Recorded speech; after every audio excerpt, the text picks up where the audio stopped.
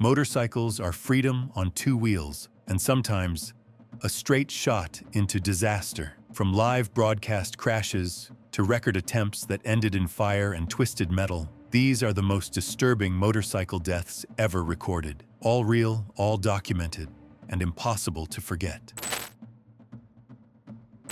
Marco Simoncelli. Few moments in motorcycle history are as unforgettable or as horrifying as the accident that claimed Marco Simoncelli, one of MotoGP's brightest stars, on October 23, 2011, during the Malaysian Grand Prix at the Sepang International Circuit. 24-year-old Simoncelli, known for his wild hair, aggressive style, and larger-than-life personality, was competing in the second lap of the race. As he leaned into turn 11, his bike suddenly lost traction. Most riders in that situation would have slid harmlessly into the gravel, but Simoncelli fought to stay upright. In that split second, his front tire regained grip and pulled the bike across the track, directly into the path of Colin Edwards and Valentino Rossi, both approaching at nearly 200 kilometers per hour. The collision threw all three riders off balance, with Simoncelli's helmet ripped away from the impact. The entire crash was caught on live broadcast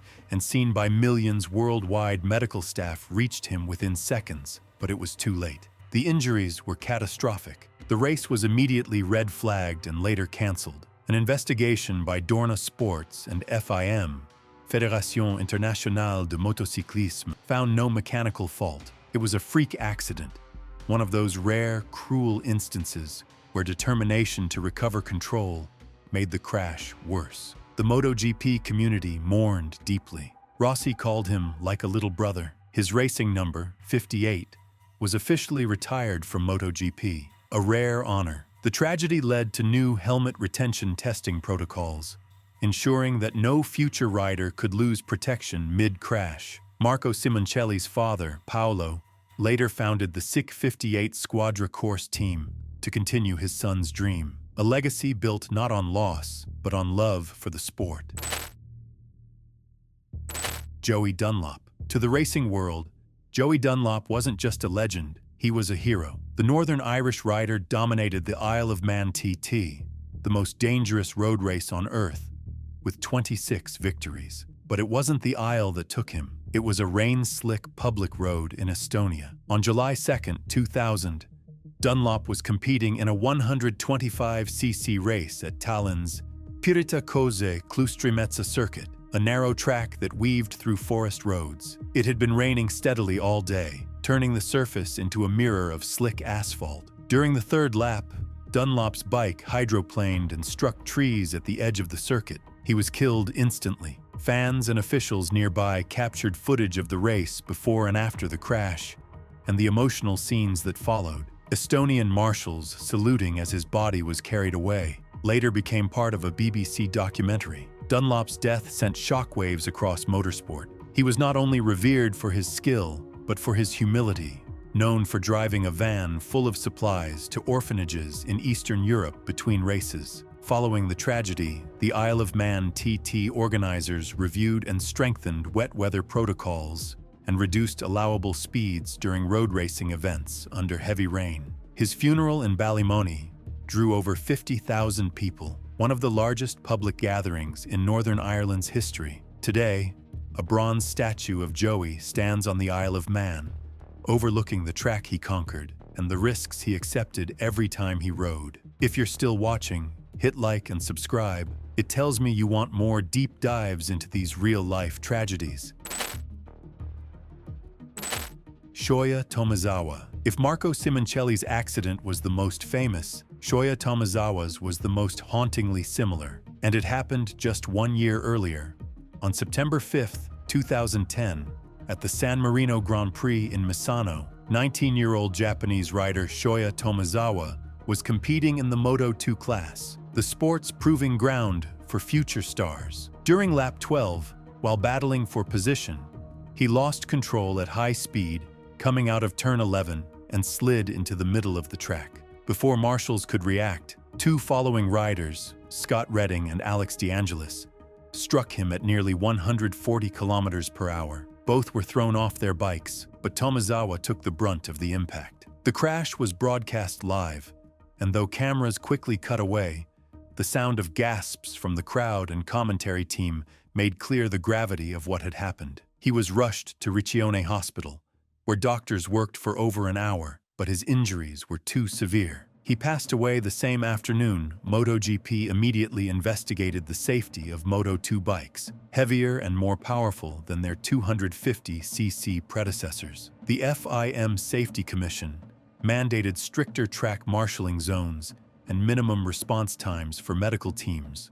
Tomizawa's death changed Japanese motorsport forever. His family received messages from around the world, and Japan's top riders, including Takaki Nakagami, now race with his initials, ST48, on their helmets. Craig Jones. Craig Jones was known as one of Britain's fastest rising talents in the World Supersport Championship. Young, fearless, and adored by fans for his aggressive racing style. On August 3, 2008, Jones was battling for the lead during the British round at Brands Hatch, racing neck and neck with Jonathan Rea. With just a few laps remaining, the two approached Clark Curve, a fast, sweeping right-hander, where riders leaned low enough to nearly scrape their helmets on the track. Jones lost control, his rear tire sliding out just enough to throw him into the racing line. Before he could react, another rider, Andrew Pitt, collided with him. The impact threw Jones's body across the track, all of it captured by live cameras covering the event. Emergency crews and paramedics reached him within seconds. Despite every possible intervention, Jones succumbed to his injuries in the early hours of the next morning at London's Royal Hospital.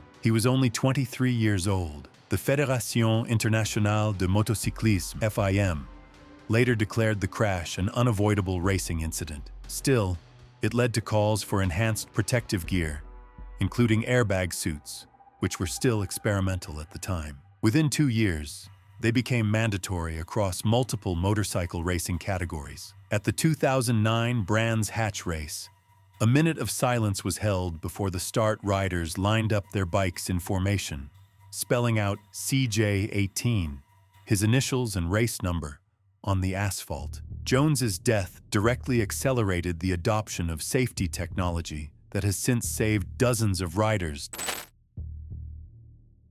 Daijiro Kato. Few riders inspired Japan's next generation of racers like Daijiro Kato, a calm, disciplined athlete with an almost supernatural control over his bike. Kato was widely regarded as one of the most gifted riders ever to come out of Asia. He won the 250cc World Championship in 2001, then made the jump to MotoGP with Honda, his dream realized. But on April 6, 2003, during the Japanese Grand Prix at the Suzuka circuit, everything went horribly wrong.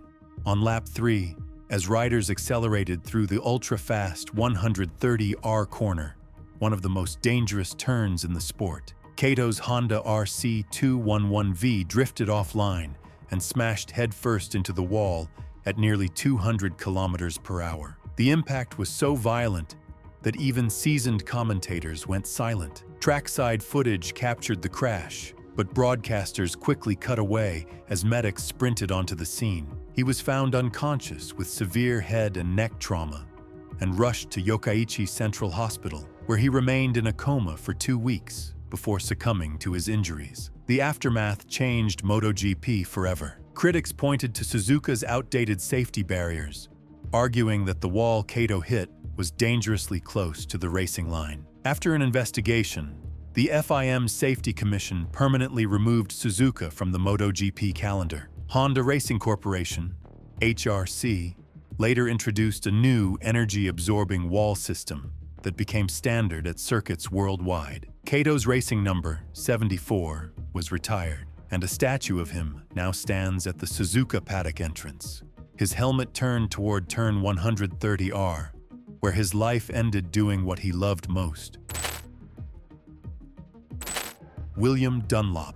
The Dunlop name is sacred in motorcycle racing, synonymous with speed, danger, and tragedy. William Dunlop, nephew of the legendary Joey Dunlop, seemed destined for greatness. A calm, humble man from Ballymoney, Northern Ireland, William was a fan favorite on the Irish road racing circuit, competing alongside his brother Michael. On July 7, 2018, William was participating in a practice session at the Skerries 100 road race, just north of Dublin. It was a local event, tight, fast, and deadly, with narrow country roads lined by hedges and lampposts. Midway through the session, William's Yamaha R1 reportedly suffered a mechanical failure, sending him straight into a roadside ditch at high speed. Spectators filming the practice captured the moment his bike veered suddenly off course, followed by the sound of impact. Medical crews arrived within seconds, but he was pronounced dead at the scene. The crash investigation confirmed that a leak in the oil system caused the rear tire to lose traction, a cruel mechanical failure that left no room for recovery. The death sent shockwaves through the racing world. William's father, Robert Dunlop, had also died in a crash at the Northwest 200 in 2008, and his uncle Joey in Estonia in 2000. The Dunlop family, pillars of road racing, had lost 3 generations to the same passion. In William's honor, the Motorcycle Union of Ireland introduced new mechanical inspection standards before road races, mandating pre-race verification of critical systems like oil lines and brake seals. At his funeral in Ballymoney, thousands lined the streets in silence, the same roads where 3 Dunlops had become legends and martyrs to their sport. Nicky Hayden. When Nicky Hayden, the Kentucky kid, won the 2006 MotoGP World Championship, he became an American icon, a rider who embodied humility, determination, and hard work. After leaving MotoGP, Hayden joined the World Superbike Championship, training extensively in Italy. On May 17, 2017, after a routine training session at the Misano circuit, Hayden went for a short bicycle ride near Cesena, a small coastal town. It was supposed to be a relaxing cross-training session, but as he crossed an intersection, a Peugeot car traveling at 70 kilometers per hour struck him directly. Security camera footage from nearby homes captured the accident, the moment of impact that would later be used in court. Hayden was thrown onto the windshield and then to the pavement, suffering multiple fractures and catastrophic brain injuries. He was airlifted to Buffalini Hospital in Cesena, where he spent 5 days in intensive care before passing away on May 22, 2017, at the age of 35. The investigation concluded that both Hayden and the driver had made mistakes. Hayden failed to stop fully at a yield sign, and the driver was exceeding the speed limit. The driver was later convicted of negligent homicide and sentenced to 1 year of house arrest. Nicky's death led to a major road safety campaign in Italy, emphasizing driver awareness of cyclists and motorcyclists, a recurring issue in the country's accident statistics. MotoGP honored Hayden by retiring his racing number, 69, and dedicating a memorial statue in his hometown of Owensboro, Kentucky. His family continues to fund scholarships and motorcycle safety education through the Nicky Hayden Foundation. Dan Neen. No list of disturbing motorcycle deaths would be complete without the Isle of Man TT, the most dangerous race in the world, where riders hit over 320 kilometers per hour on public roads bordered by stone walls, curbs, and spectators. Dan Neen, a 30-year-old rider from the Isle of Man, was living his lifelong dream in 2018, racing the course he'd grown up watching. Known for his quiet humility and technical skill, Neen was signed to the Tyco BMW team that year, marking his peak as a professional racer on May 30, 2018. During practice week, Neen lost control at Churchtown, one of the fastest sections of the circuit. The onboard telemetry later revealed his bike hit a bump at full throttle, sending it airborne before colliding with a roadside tree and bursting into flames.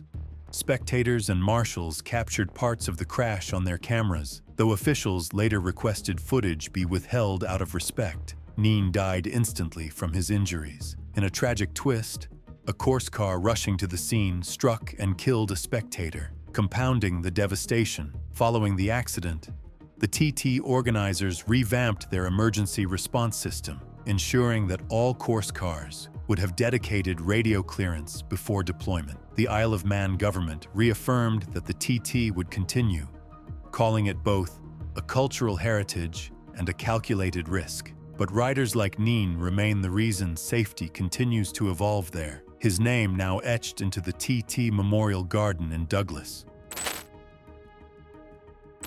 Jason Dupasquier. Jason Dupasquier was one of Switzerland's brightest young prospects.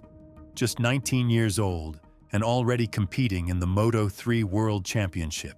His precision and maturity on the track had made him a standout among rookies. But on May 29, 2021, during qualifying for the Italian Grand Prix at Mugello, his promising career came to a devastating end. The Mugello circuit, known for its long straights and blind hills, is both breathtaking and treacherous. During the final minutes of the Q2 qualifying session, Dupasquier lost control of his KTM bike coming out of Turn 9, Arrabbiata 2, one of the fastest corners on the circuit. He slid into the middle of the track, directly into the path of two oncoming riders, Ayumu Sasaki and Jeremy Alcoba. Both struck him before they could react. Cameras captured the moment from a distance, and the broadcast immediately cut away as marshals ran onto the track. The red flag was waved, halting the session. Dupasquier received CPR on the circuit before being airlifted to Careggi Hospital in Florence. Despite extensive surgery, doctors confirmed his passing the next day. The Fédération Internationale de Motocyclisme, FIM, launched a detailed investigation, which concluded that the incident was a high-speed chain reaction, an unavoidable racing accident caused by overlapping trajectories in a blind section. Dupasquier's death reignited calls for stricter junior category safety, leading MotoGP to lower the age limit and require minimum experience credentials for riders under 18. His number, 50, was retired from Moto3 competition. At Mugello the following year, every rider stopped on the start-finish straight, removing their helmets for a minute of silence, the same spot where Jason's final lap had ended. Paulo Gonçalves. No event captures the spirit and danger of endurance motorcycling like the Dakar Rally. It's a 9,000-kilometer odyssey across deserts, mountains, and dunes, where even the smallest mistake can be fatal. Paulo Gonçalves, a veteran Portuguese rider, was one of the Dakar's most respected competitors. A 13-time participant and 2013 World Cross-Country Champion, nicknamed Speedy, he was known for his relentless determination and sportsmanship. On January 12, 2020, during Stage 7 of the rally between Riyadh and Wadi ad-Dawasir in Saudi Arabia, Gonçalves was riding at high speed through open desert when his bike suddenly stalled. Moments later, GPS trackers showed his signal stop abruptly. Another competitor, Australian rider Toby Price, found him lying unconscious beside his crashed Hero Motorsports machine. Despite immediate resuscitation efforts and the rapid arrival of a medical helicopter, Gonçalves was pronounced dead at the scene. The Amori Sport Organization, ASO investigation, determined that a mechanical failure in his bike's engine caused a sudden lockup, throwing him forward at roughly 130 kilometers per hour. The loss of Gonçalves deeply affected the rally community. He had been known for stopping mid-race in previous years to help fallen riders, including the very same Toby Price who found him. In response, the Dakar Rally introduced mandatory airbag vests for all motorcycle competitors and enhanced GPS-based emergency alert systems. At the 2021 rally, every rider wore a black ribbon with his initials, PG, across their chest, a quiet tribute to a man whose courage never wavered, even in the most unforgiving terrain on Earth. Carlin Dunn. The Pikes Peak International Hill Climb in Colorado is one of the most spectacular and perilous races in motorsport. Riders climb nearly 5,000 feet in just 12 miles, with no guardrails and sheer drops on either side. It's a place where perfection is mandatory and where one mistake can be fatal. On June 30, 2019, veteran racer Carlin Dunn, 36, was leading the motorcycle category and on pace to break the all-time record aboard a Ducati Street Fighter 5.4 prototype. As he approached the finish line, just 100 yards from victory, his bike hit a bump on the final corner. Spectator footage showed the Ducati wobble violently.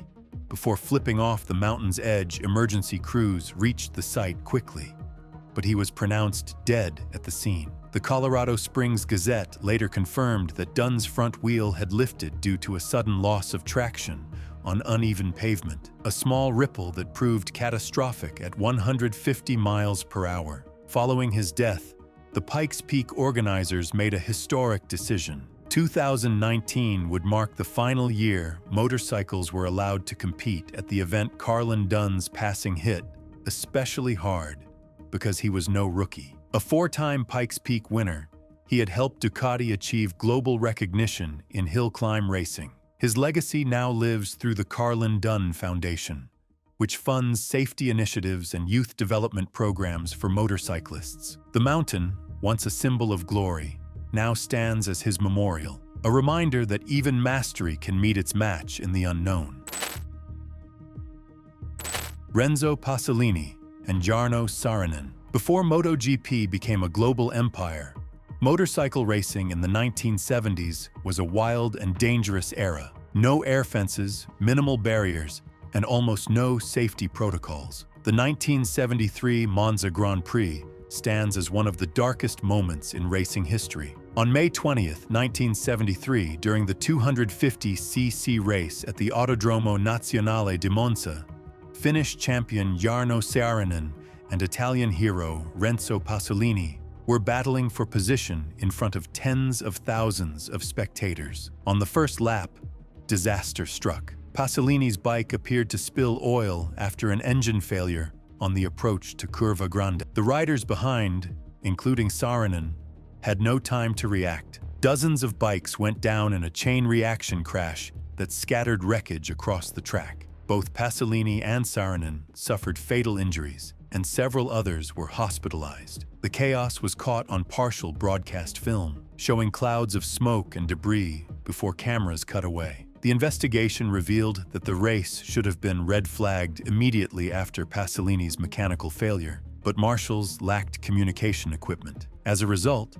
the FIM introduced the modern flag and radio system, as well as new track sweeping standards before restarts. The double fatality sent shockwaves across Europe, ending the no-rules era of racing and ushering in the professional safety protocols MotoGP uses today. Monza officials still honor both riders with memorial plaques, a solemn reminder that progress in motorsport was built on tragedy. If these stories changed how you look at motorcycles, drop a like, subscribe, and let me know in the comments which case shook you the most. There are plenty more real disasters to cover.